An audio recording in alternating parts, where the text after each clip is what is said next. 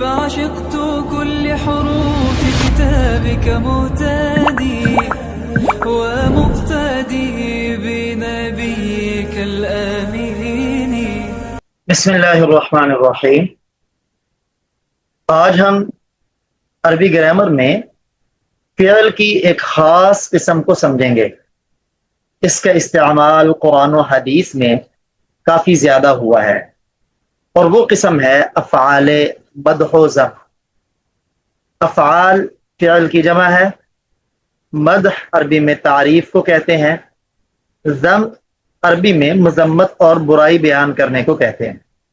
ایسے افعال جن میں کسی قسم کی اچھائی یا برائی کے معنی کو مبالغے کے ساتھ ظاہر کیا جائے، یعنی اچھائی ہو تو مبالغے کے ساتھ ہو، برائی ہو تو مبالغے کے ساتھ ہو، ان کو کہتے ہیں افعال مدح و ذم. آج ہم سمجھیں گے کہ افعال مدح و ذم کیا ہیں، کون سے ہیں، ان کا عمل کیا ہے، ان کا معنی کیا ہے، ان کی ترکیب کیسے کریں گے. اس لیے انتہائی اہم سبق ہے، پوری توجہ سے سمجھیے گا. سب سے پہلی بات، افعال مدح و ذم یہ دو قسم کے افعال ہیں. ایک ہے مدح والے یعنی تعریف والے، دوسرے ہے مذمت والے. جو تعریف والے ہیں وہ بھی دو ہیں، نعمہ اور حبذا. یہ مبالغے کے ساتھ اچھائی والے معنی کو ظاہر کرتے ہیں. جیسے نعم العبد ایوب، قرآن پاک میں آتا ہے نعم العبد، تو ایوب کا لفظ یعنی ایوب علیہ السلام بہترین بندے تھے. اب نعمہ کے ساتھ ایوب علیہ السلام کی تعریف ہوئی اور وہ بھی مبالغے کے ساتھ. صرف بہتر نہیں، بہترین بندے تھے. تو یہ دو لفظ نعمہ اور حبذا، یہ ان کو افعال مدح کہتے ہیں کہ یہ تعریف کے معنی کو ظاہر کرتے ہیں. دوسرے جو برائی اور مذمت کے معنی کو ظاہر کریں وہ ہے بئس اور ساء. یہ دونوں فعل برائی کے معنی کو ظاہر کرتے ہیں اور وہ بھی مبالغے کے ساتھ. ایک کی مثال دیکھیں، جیسے بئس الطالب زید، زید نہایت برا طالب علم ہے. یہ بئس کا معنی برا، اکیلا برا نہیں بلکہ مبالغے کے ساتھ نہایت برا، برا ترین طالب علم وہ زید ہے. تو بئس اور ساء ان کو کہتے ہیں افعال ذم، یعنی یہ مذمت اور برائی کو بیان کرنے کے لیے آتے ہیں. تو ہمیں معلوم ہوا کہ ایسے افعال جن کے ساتھ کسی کی تعریف کی جائے یا مذمت کی جائے، عربی میں ایسے افعال چار ہیں. نعمہ، نمبر 2 حبذا، نمبر 3 بئس، نمبر 4 ساء. ان میں سے پہلے دو یہ تعریف میں مبالغے کے لیے آتے ہیں، جبکہ دوسرے دو یہ برائی اور مذمت کے مبالغے کے لیے آتے ہیں. اس عبارت میں یہ افعال مدح اور ذم استعمال ہوتے ہیں وہاں جہاں فعل کا فاعل ہوتا ہے، تو فاعل کے علاوہ افعال مدح کے لیے ایک مخصوص بھی ہوگا، یا وہ مخصوص بالمدح ہوگا یا وہ مخصوص بالذم ہوگا. یعنی جس کی تعریف بیان کی جا رہی ہے اسے کہتے ہیں مخصوص بالمدح، کہ یہ تعریف کے ساتھ خاص ہے، اور جس کی مذمت بیان کی جا رہی ہے اسے کہتے ہیں مخصوص بالذم، کہ یہ مذمت کے ساتھ خاص ہے.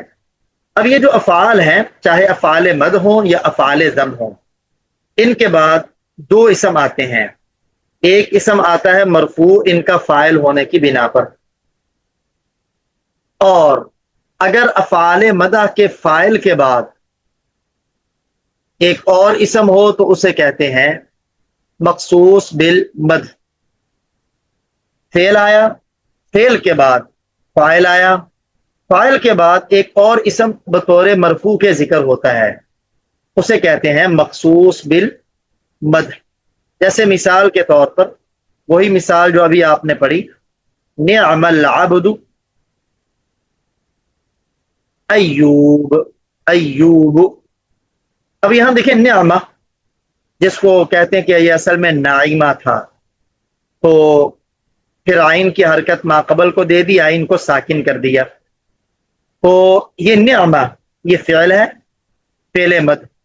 العبد اس پر جو پیش آئی ہے اس کا فاعل ہونے کی وجہ سے، اور یہ آگے جو ایوب ہے، یہاں چونکہ تعریف ایوب علیہ السلام کی جا رہی ہے، اس کو کہتے ہیں مخصوص بالمدح۔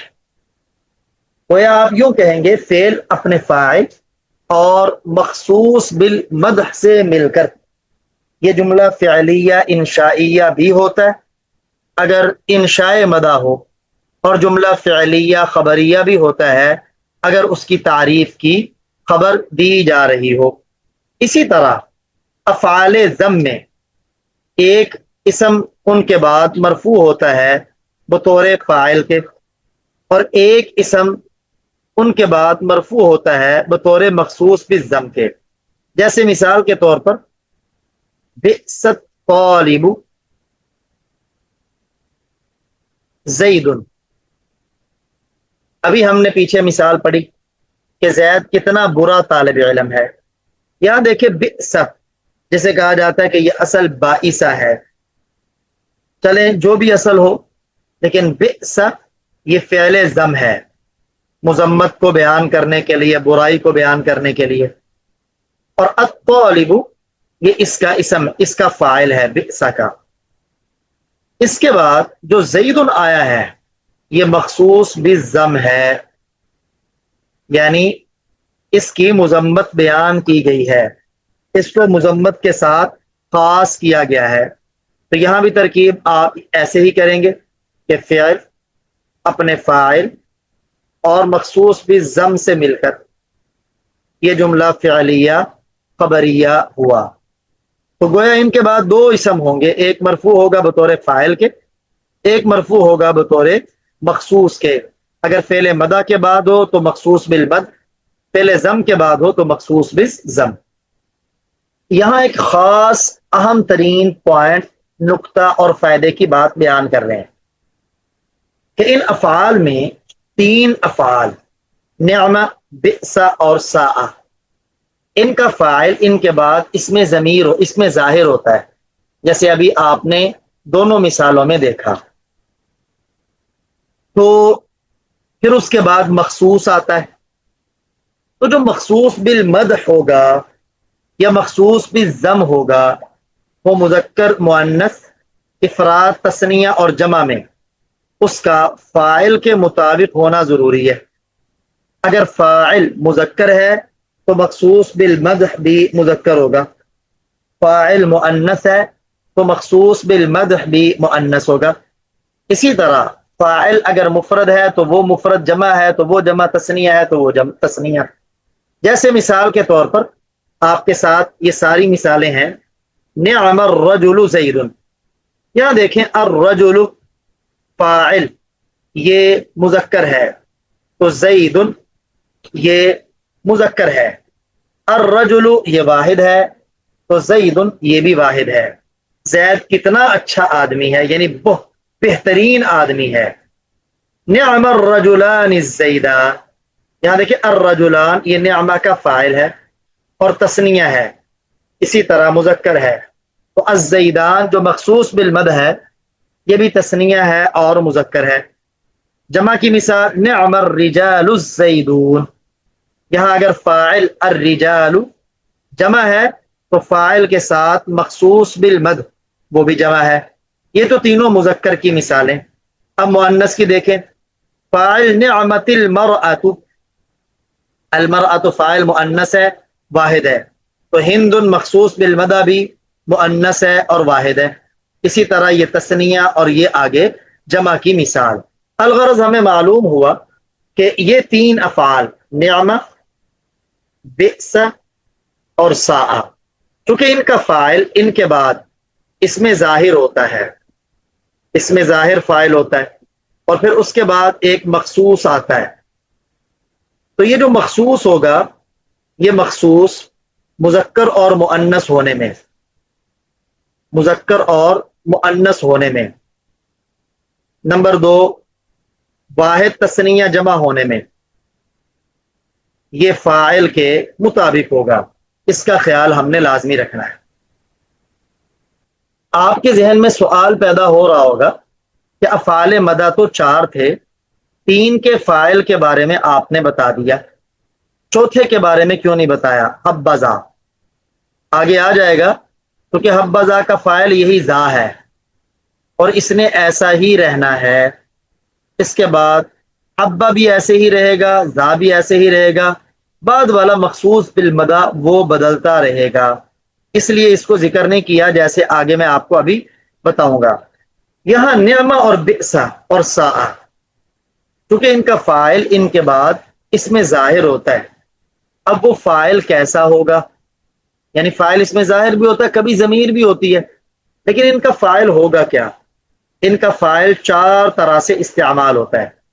یا تو ان کا فاعل معرف باللام ہوگا، یعنی ایسا اسم ہوگا جس پر الف لام داخل ہو، جیسے آپ گزشتہ مثالوں میں پڑھ چکے. نعم الرجل زید، تو الرجل فاعل ہے، معرف باللام ہے، آگے زید مخصوص بالمدح. نمبر 2، یا ان کا فاعل ہوگا جو معرف باللام کی طرف مضاف ہو. خود تو معرف باللام نہیں ہوگا، نکیرہ ہوگا، لیکن معرف باللام کی طرف مضاف ہوگا، جیسے نعم قائد المسلمین خالد. یہاں دیکھیں قائد المسلمین، یہ اس کا نعمہ کا فاعل ہے، یہ دونوں مل کر، اور یہ قائد کی اضافت ہے المسلمین معرف باللام کی طرف، یہ فاعل ہے، اور خالد یہ اس کا مخصوص بالمدح ہے. تو پہلی صورت تھی یا اس کا فاعل معرف باللام ہو، دوسری صورت یا فاعل معرف باللام کی طرف مضاف ہو، تیسری صورت یا اس کا فاعل ایسے اسم کی طرف مضاف ہو جو معرف باللام کی طرف مضاف ہے. پیچھے تھا کہ اسم معرف باللام کی طرف خود مضاف ہو، اب ہے کہ اس سے پہلے بھی ایک اسم ہو، وہ اس اسم کی طرف مضاف ہو جو آگے معرف باللام کی طرف مضاف ہو. جیسے دیکھیے گا، نعم قائد جیش المسلمین زید، مسلمانوں کے لشکر کا قائد، تب بہترین زید بہترین قائد ہے.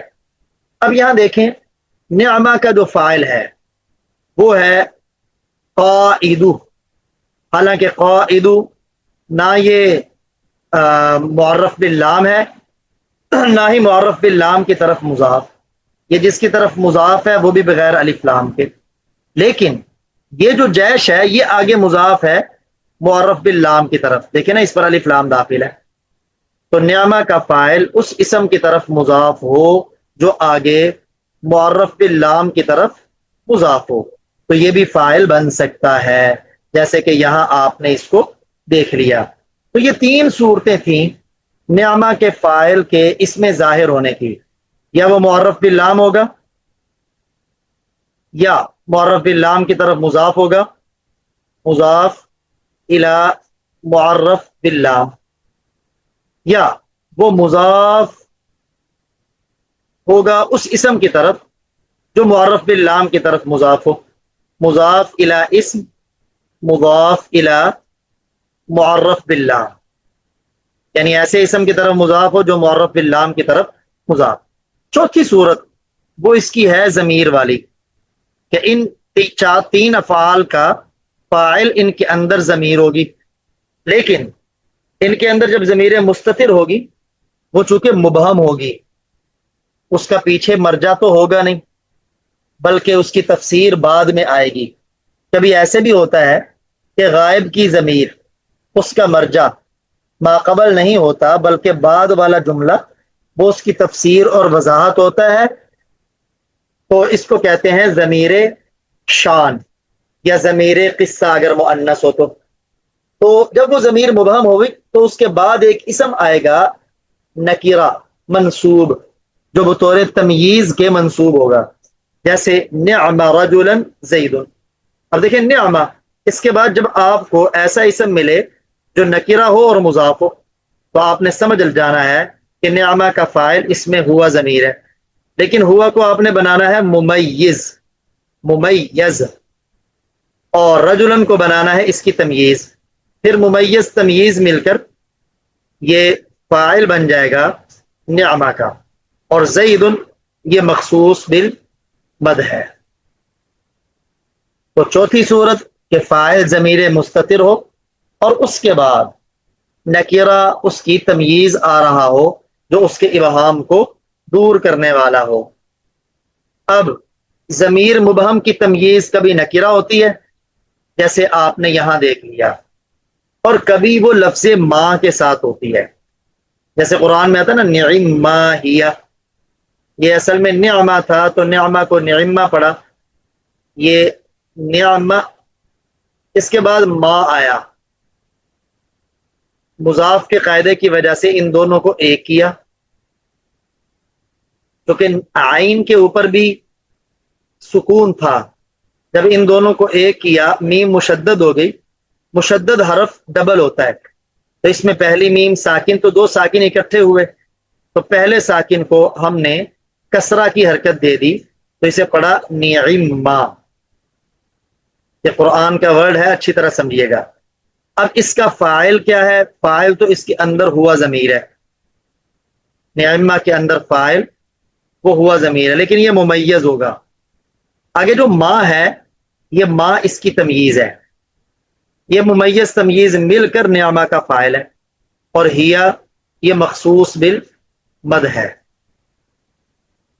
تو یہ چار صورتیں میں امید کروں گا آپ سمجھ چکے ہوں گے فاعل کی، کہ فاعل یا تو معرف باللام، یا معرف باللام کی طرف مضاف، یا اس اسم کی طرف مضاف جو معرف باللام کی طرف مضاف ہو، یا فاعل ضمیر مستتر اور آگے اس کی تمییز نکیرہ منصوبہ، یا اس کی تمییز ماں کے ساتھ آئے گی۔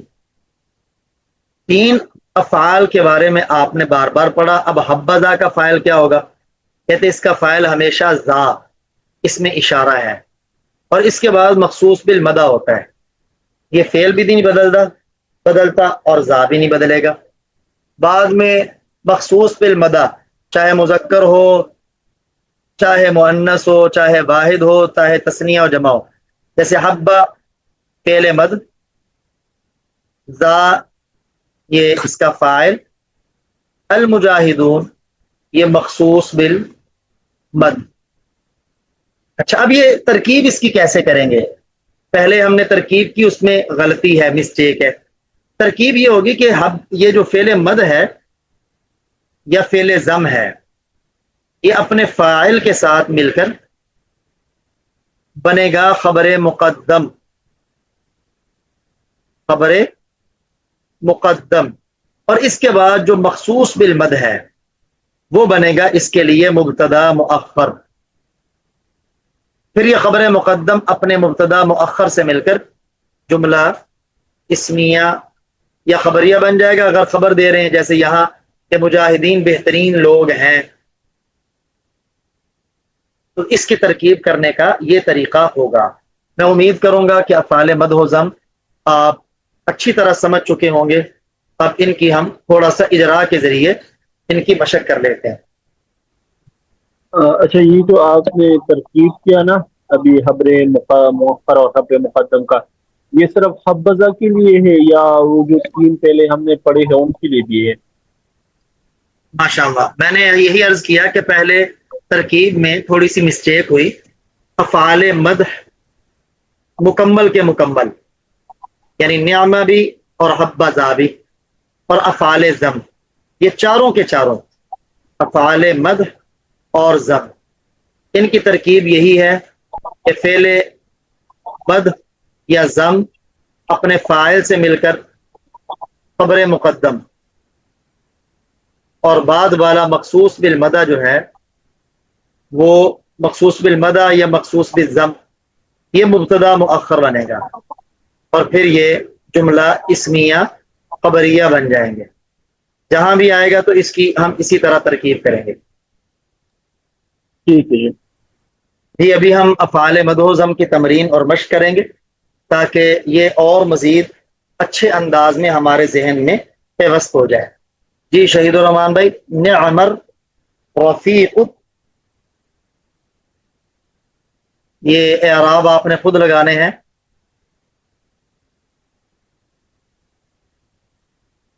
پڑھیے گا اس لفظ کو. نعم الرفیق التوفیق. ہاں ماشاء اللہ، یہ دونوں مرفوع آئیں گے. نعم الرفیق التوفیق. بتائیے گا کہ یہاں افعال مدح و ضم میں سے کون سا فعل ہے؟ جی نعم از افعال مدح ہے. افعال مدح، اس کا ترجمہ کیجئے گا.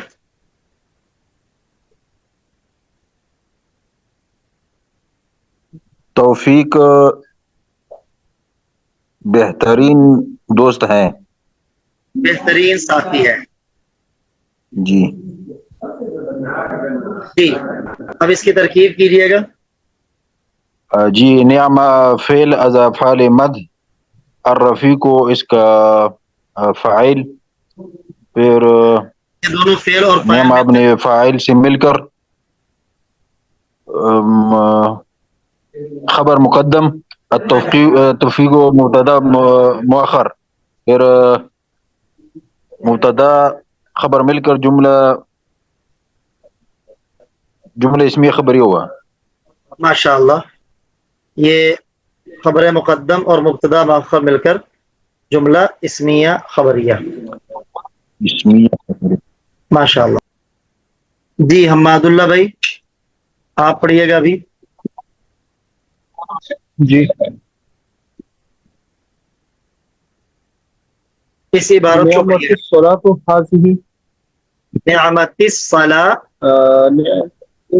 نعمت الصلاۃ حاضی. ماشاء اللہ، ترجمہ کیجئے گا اس کا.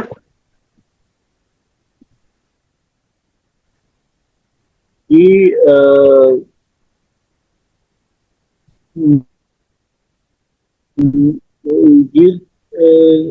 نعمت ہے. ہم نے ترجمے کا آغاز کرنا ہے مخصوص بالمد سے.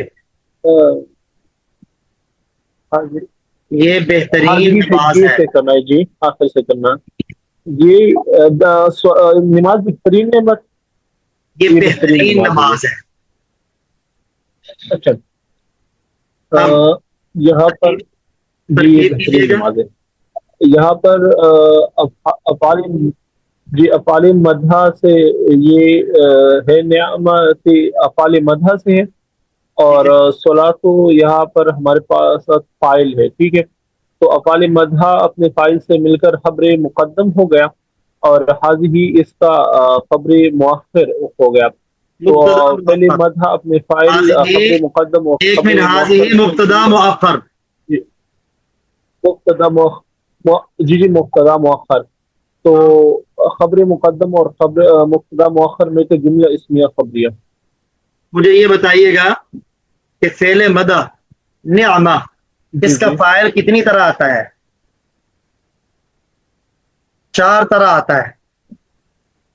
کتنی طرح؟ وہ آواز کٹ رہی ہے جی. افعال نعمہ کا فاعل کتنی طرح آتا ہے؟ آپ پوچھ رہے ہو کہ نعمہ کا جو فائل ہے وہ کتنی دفعہ کتنے قسم پر آتا ہے، یہ سوال ہے. کتنی صورتوں میں آتا ہے؟ نمبر 1 یا معرف باللام ہوگا. یہ 4 صورتوں میں استعمال ہوتا ہے. یہ 4 صورتوں میں استعمال ہوتا ہے. پہلا جو ہے نا فاعل معرف باللام ہے.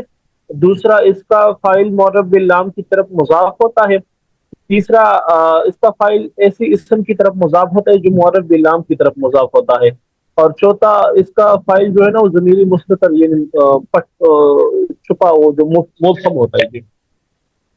تو وہ ضمیر جو ہوگی تو وہ کیا بنے گی؟ وہ تمیز بنے گی جی. نہیں، تمیز نہیں بنے گی. تمیز اور ممیز وہ فاعل بنے گا. ہاں، اس کے بعد اس میں نکرہ بطور تمیز کے منصوب ہوگا. جی جی ٹھیک ہے، یا اس میں نکرہ ہوگا یا ما ہوگا.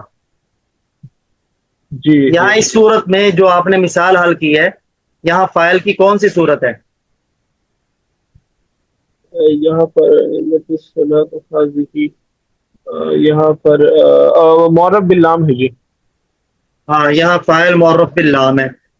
پھر ہم نے ایک اور جی پڑھا جی تھا کہ ان تین افعال کا نعمہ بئسا ساء، ان کا فاعل جو مخصوص بالمدح ہے وہ ان کے فاعل کے مطابق ہوگا. کس کس چیز میں؟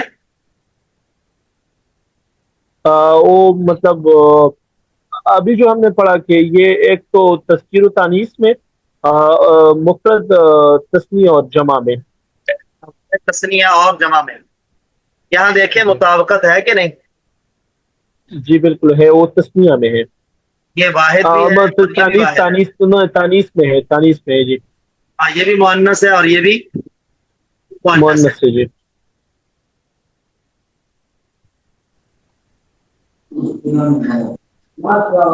پڑھیے گا مولانا مسعود صاحب.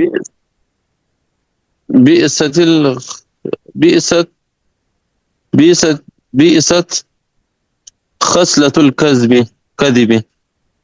دیکھیں ابھی میں نے بتایا تھا کہ اگر ان افعال کے بعد نکرہ آئے تو وہ منصوب ہوگا بطور تمییز کے. ان کا فاعل ان کے اندر چھپی ہوئی ضمیر ہوگی. صحیح. بئست خصلة فصلتن الكذب. فصلتن كذب. الکذب. ترجمہ کیجئے گا. لام تھا لام کے ساتھ نہیں ملے گی. نہیں، یعنی ان کے افعال کی چار صورتیں ہیں. ان میں ایک یہ ہے کہ اگر اس کے بعد معرف باللام نہیں ہے اور نہ ہی معرف باللام کی طرف مضاف ہے بلکہ نکیرہ ہے، تو پھر ان کا فاعل ان کے اندر ضمیر مستتر ہوگی اور اس کی تمییز نکیرہ منصوبہ ہوگی. تو ترکیب ان کی کیسے ہوگی ذرا؟ بئست بئست فعل، فعل یہ مد ضمیر اس میں، نظام فعل ضم، یہ یہ ضمیر، کیا بنے گی؟ ضمیر مستتر، ممیز. ضمیر مستتر ممیز. اور خصلتن تمیز، تمییز. ممیز تمییز مل کر یہ فاعل، فاعل. فعل اور فاعل مل کر خبر مؤخر، خبر مقدم. اور الکذب یہ مبتدا مؤخر. مبتدا مؤخر. ترجمہ اسی طرح جھوٹ بہت بری عادت ہے. صحیح. جی شہید الرحمان بھائی.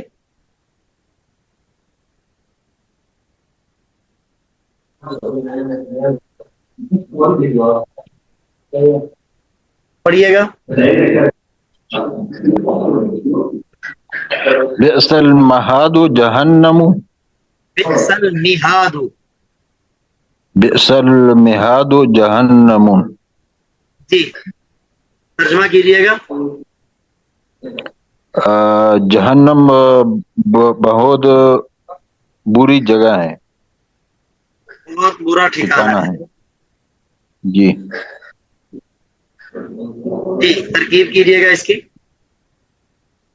بئس فعل از افعال ضم، المہاد اس کا فاعل، فعل اپنے فاعل سے مل کر خبر مقدم، جہنم جہنم مخصوص بضم، مبتدا مؤخر.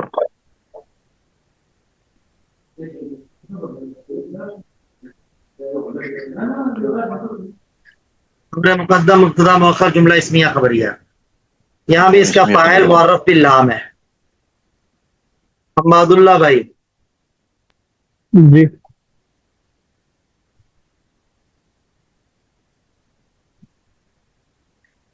اس کا اعراب پڑھیں ذرا. نماز چھوڑنے والا بہت برا آدمی ہے. نہیں، پہلے اعراب لگائیں، اسے اعراب پڑھیں.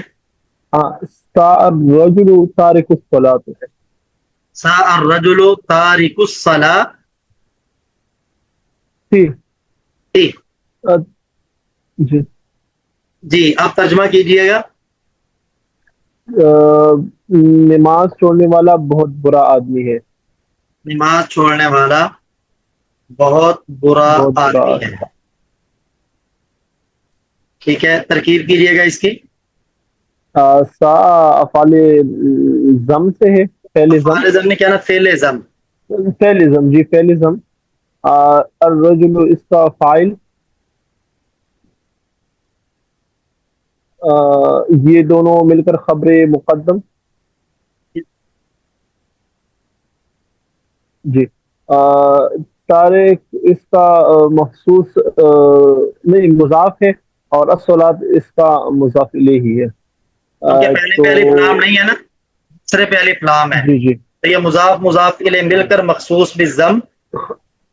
جی, مخصوص بالضم خبر مبتدا مؤخر ہو گیا, مبتدا مؤخر. اور یہ بن گیا جملہ اسمیہ خبریہ. اور یہ وہی مثال ہے نا جس میں ہم نے پڑھا تھا کہ فاعل معرب نہیں, باللام کی طرف مضاف ہو. المعرف باللام ہی ہے یہاں, وہ آگے اس کا جی مخصوص جی لام ہے. جی جی ٹھیک ہے. چلیں جی, امید ہے سمجھ آ چکا ہوگا. باقی مثالوں کا اجراء انشاءاللہ کل کریں گے.